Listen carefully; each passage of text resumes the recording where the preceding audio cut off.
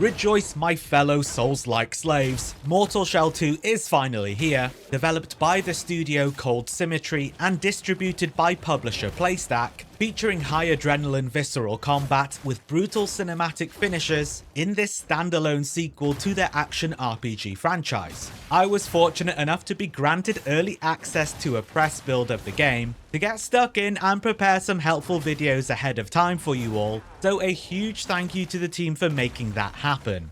I'm Dan, I make videos about dope games I enjoy, which are mostly action RPGs because I'm a slave like you. I'll begin with a few settings you may want to tweak, followed by basic general housekeeping, before getting into the main course with the core actionable tips. These will of course be entirely centered around the early portions of the game, and whilst I will do my best to minimize any spoilers, do be mindful of the nature of these sorts of guides. And without further ado, this is how to have the perfect start in Mortal Shell 2.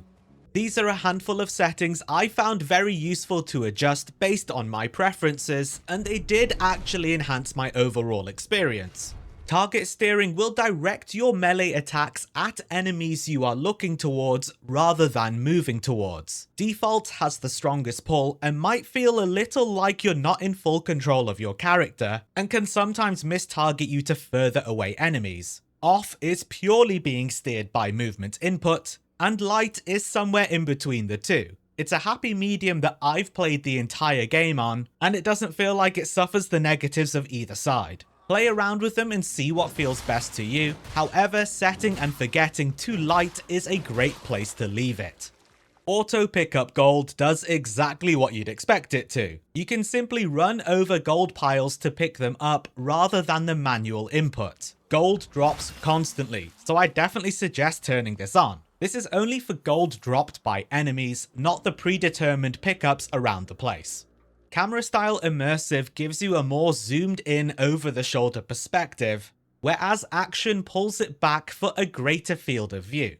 I set this to action and didn't think twice, but try them both out and see what works for you.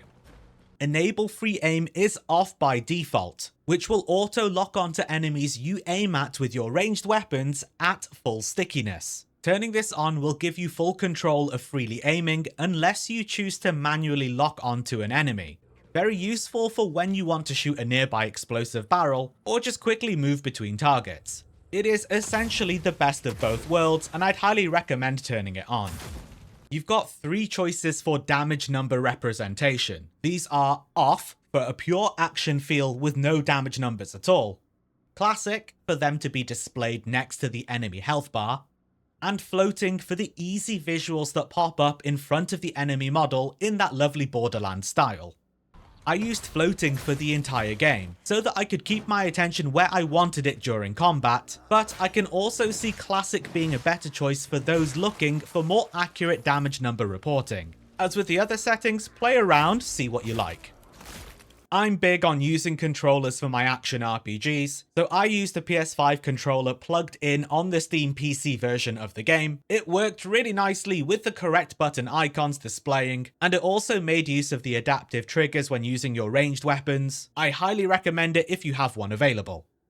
On to the next section here with these next few tips with what I would call basic general housekeeping, aiming to provide some simple advice, suggestions, and overall guidance to hit the ground running smoothly. This is, after all, a perfect start guide.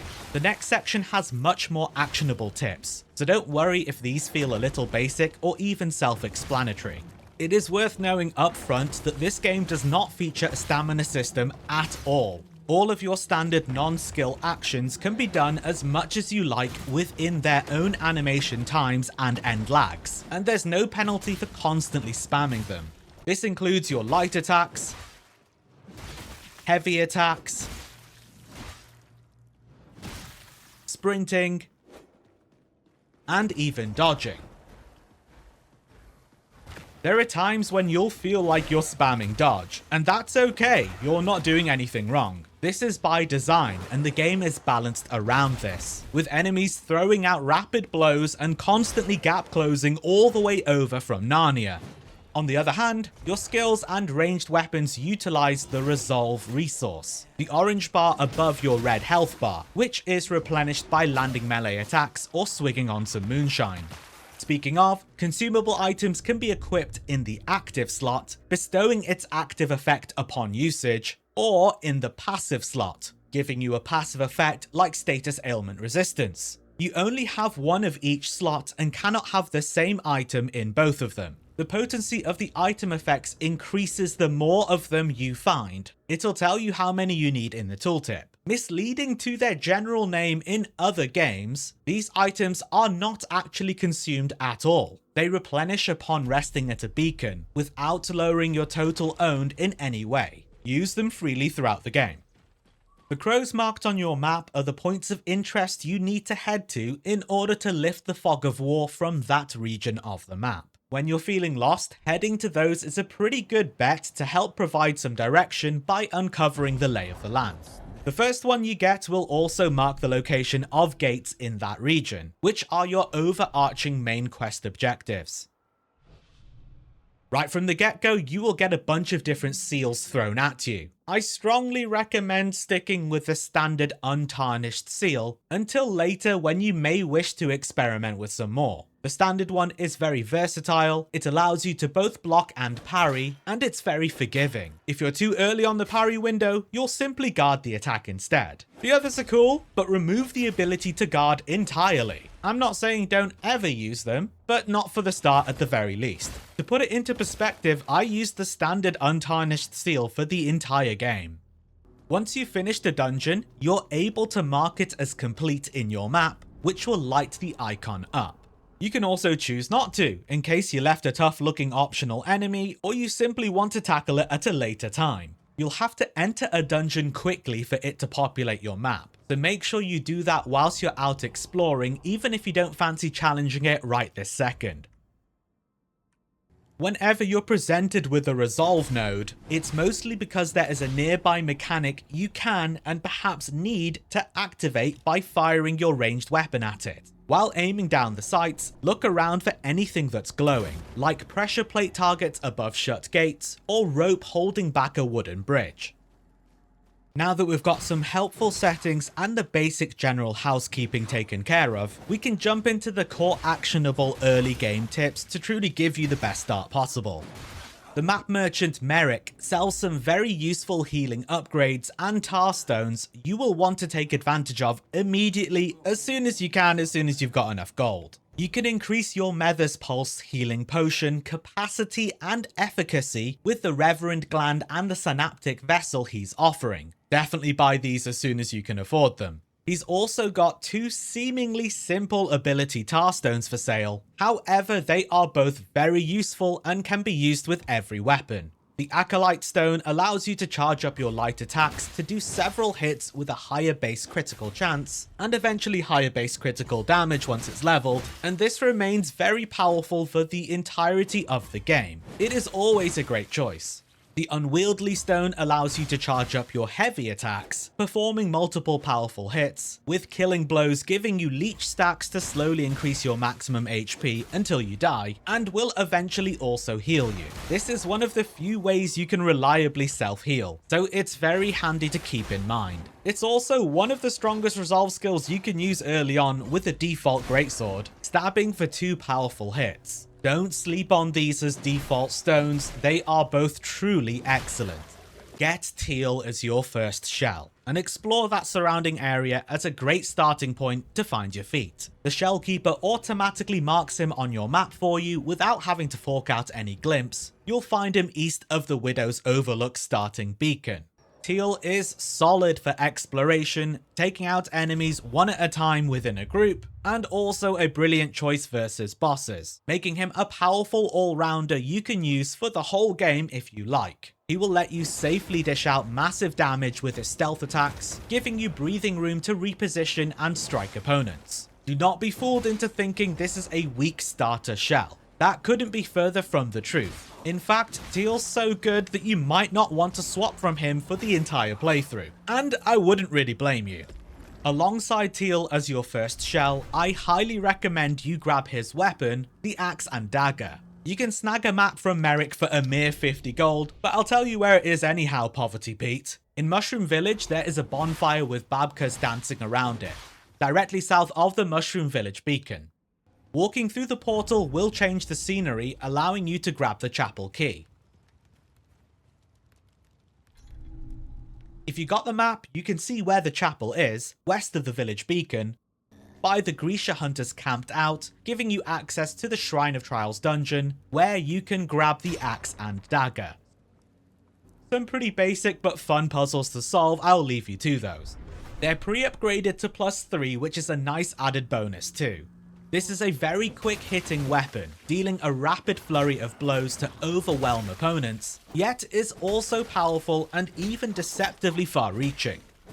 It boasts one of, if not the most devastating running light attacks of all of the weapons. It totally shreds enemies to pieces, often interrupting even those that are normally harder to stagger. You'll have a tough time swapping these out too. Again, don't be fooled into thinking it's a starter weapon. Axe and Dagger is one of the top tier ones. It's worth bearing in mind that there are no right or wrong choices for shells or weapons, and there's no benefit to using a shell's true weapon that they come with. Except for fashion, of course, because you look baller.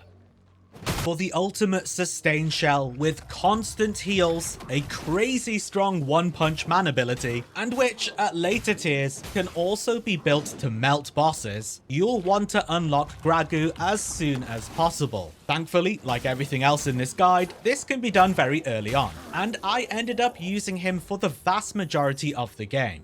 Save your glimpse, I'm going to show you where he is anyway.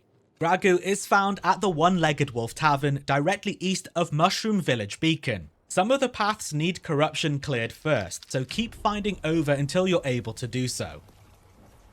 Once in the tavern, be mindful of placing your controller down to get up for a second, because you might just end up turning the patrons into Chum. When you speak to him, he'll ask for the Heart of Vatra, which is close by. Head out east across the bridge into the Fog of War territory. The item is waiting for you at the end of the area. It's an interesting place and the run back should be pretty fun. Be sure to do the offerings chest for the Berserker Stone whilst you're here too. It's a very powerful Tarstone and comes in clutch. Gragu mixes things up from what you're used to. The Mether's Pulse healing potion is replaced with the Revered Heart whilst you're in shell form. That is, he constantly gets a lesser healing potion replenishing as he kills enemies, which can be strengthened over time to heal vastly more, and even increase the capacity up to 8. If you get knocked out of your shell, you've got all of your Mether's Pulses still. His ability, Staggering Blow, deals a huge chunk of damage and will bring even powerful foes to their knees, letting you finish them off safely. Gragu will make your general exploration much more painless as his overall sustain is excellent, minimizing your deaths, beacon visits, and extra unintentionally produced brown pants.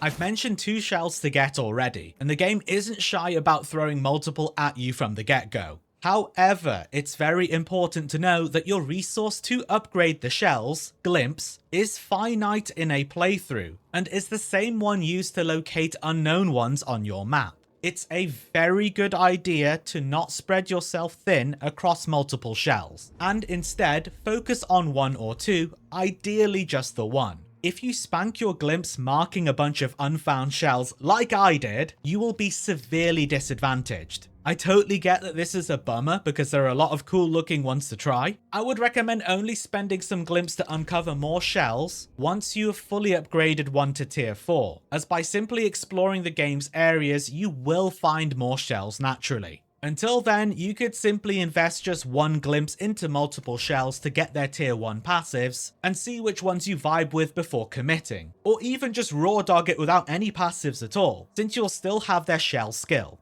With that said, Tiel and Gragu are exceptionally good choices to invest your glimpse into initially before trying out something else. It's worth using weapons that are able to equip an Infusion Tarstone, such as the Poison Infusion one that's compatible with the Axe and Dagger, or the Blood Curse one, Arbiter's Prize, also compatible with the Iconoclast Standard Greatsword, that's found from the mini-boss you fight right at the start. Using them will temporarily empower your weapon with the infused elemental effect or status effect for a certain number of hits, which you can stack with multiple casts to increase the hit total if you've got Resolve to Burn. Even after their first upgrade, I wasn't particularly a fan of the infusions, as all of your skills compete for your resolve pool. I felt there was always a better use of it, and the animation takes a lifetime to complete, which can leave you vulnerable during live combat. That might sound confusing as to why I'm suggesting you go out of your way to equip them then. But it's actually because fully leveling them to +2 removes the casting and resolve requirements entirely, instead permanently providing the infused status effect on your weapon. This makes an enormous difference and will take a while to accumulate enough experience to fully upgrade the Tarstones to max, so getting them equipped early will help you get there sooner. This is true for all of the Infusion Tarstones, some of which can only be used with certain weapons. Another essential tip for your Tarstones that's going to save you a lot of hassle later on is to be mindful of leveling as many as you can to +1. This is because you'll receive a resource for doing so, a Tarcore, which is required to further upgrade them to +2. It costs 0 Tarcores to upgrade them to +1, but you will receive 1 for doing it, and it costs 6 Tarcores to upgrade them to +2, but then you'll receive 3 back. A net loss of 3 Tarcores, and you still require the 6 up front. This means that in order to upgrade a selection of Tarstones you want to use to the maximum of +2, you're going to need to deliberately level others to +1, including those you don't particularly intend to use. If you don't keep on top of this, you'll suddenly have a bunch of Tarstones you're keen to max out, but you simply won't have the Tarcores available to do so. Mindfully upgrading them to +1 as you plod along on your journey, and this won't be anywhere near as much of a blocker. Last but not least, I'm going to leave you with an absolutely must-have early Tarstone that's so good you'll probably want to use it for the rest of the game. It's a support stone that goes in the general support slots and can be used regardless of what weapons you have equipped. The Auspicious Stone is probably the overall biggest damage increase in the game for general play outside of specific builds, increasing your critical chance on top of the base, which feels to be around 10%, with criticals hitting for 200% damage at base. It's found in a sealed chest at the start of Mushroom Village, requiring 3 offerings to unlock, which are 3 unlit candles placed around the nearby area you will need to light up, paying attention to the interact tooltip popping up. You've got the first one on the platform in front of the chest, the second is behind the house up on the path to the left of that chest, and the third straight on from here just after the log cart on your left. The base level of the Tarstone provides a bonus 10% critical chance, with plus 15% at +1 and plus 18% at +2. You pretty much never want to remove this. The Auspicious Stone, the 2 ability stones from Merrick, and anything else you're going to naturally find along the way up until this point is going to give you a really solid setup to begin with. Some might even say the perfect start. That's all I've got for you today with this beginner's guide, but I have completed this game from start to finish, and will be doing much more Mortal Shell 2 content. I'll be doing a bunch of builds, including one for Gragu, and some other pretty cool stuff, so you can subscribe for more if you are interested in that. But otherwise, thank you very much for watching, and I will see you in Fulgrim Brev.